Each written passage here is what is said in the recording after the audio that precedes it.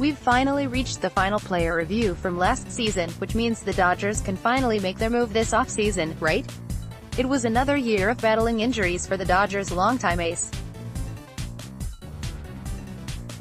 But when he was on the mound, Clayton Kershaw was still able to be effective. What went right? If you compare the 2018 version of Kershaw to the standard he has set over the past decade in baseball, it was underwhelming from a standpoint of dominance. But that doesn't mean he wasn't great at preventing the other team from scoring runs. In 26 starts, the lefty finished with a 2.73 ERA. That would have been good for fourth in the National League had Kershaw qualified, falling 5 outs shy at 161 and a third innings.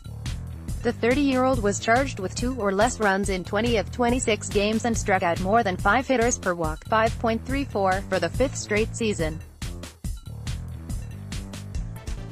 With 155 strikeouts, his lowest total since his first year in 2008, Kershaw moved from 68 to 57 on the all-time list. He is 8th among active players and is only 121 away from a tie with Sandy Koufax for 3rd in franchise history, 211 away from Don Drysdale for 2nd. After coming back from his second stint on the DL, the lefty went 7-1 with a 2.20 ERA from June 28 to September 18. Impressive for someone who lost 2 to 3 miles per hour of his fastball this year. What went wrong is the Dodgers were heading toward May. They were still struggling as a team. Though it wouldn't land him on the DL until May 6, Kershaw was dealing with biceps tendonitis. For just the 3rd time in his career and the first since 2010, he walked 6 batters on April 25. After starting May 1, Kershaw wouldn't start again until May 31.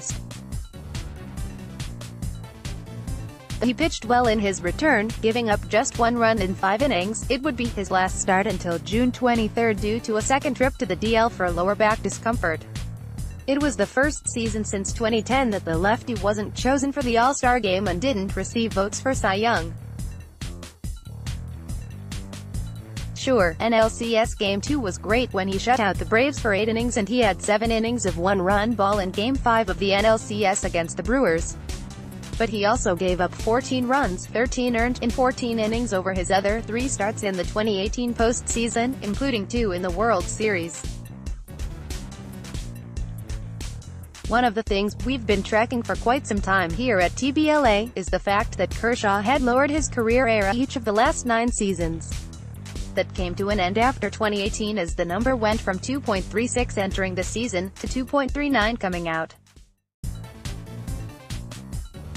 2018 particulars: age, 30 stats, 26 starts, 9-5, 2.73 ERA, 161.1 IP, 139 H, 55 runs, 49 earned, 17 HR, 155.29 SO, BB, 142 ERA, 3.19 FIP, 1.041 WHIP, 8.6 K, 9 salary, $33 million. Game of the year going by importance, Kershaw had a couple important starts that were successful in the postseason. The lefty tossed 8 scoreless innings in Game 2 of the NLDS against the Braves, leading the Dodgers to a 3-0 win while allowing just 2 hits and no walks. After the decision was made to have Kershaw go in Game 2 instead of Game 1 as he always had, the left was unable to hold back a smile after the game. "Yeah, maybe a tick, for sure," he said, grinning from ear to ear when asked if he felt any extra satisfaction with the performance, after the talk around the rotation choice.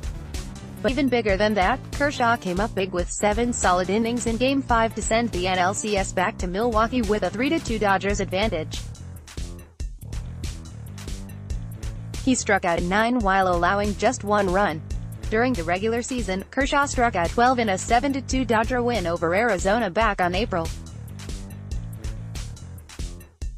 The D-backs managed only 2 hits and were held to 1 run over 7 innings. It was the only time he struck out double digits all year. Roster status: Kershaw has 10 years and 105 days of Major League service time and was recently extended on a contract for 3 years and $93 million. Incentives in the deal can send it over $100 million.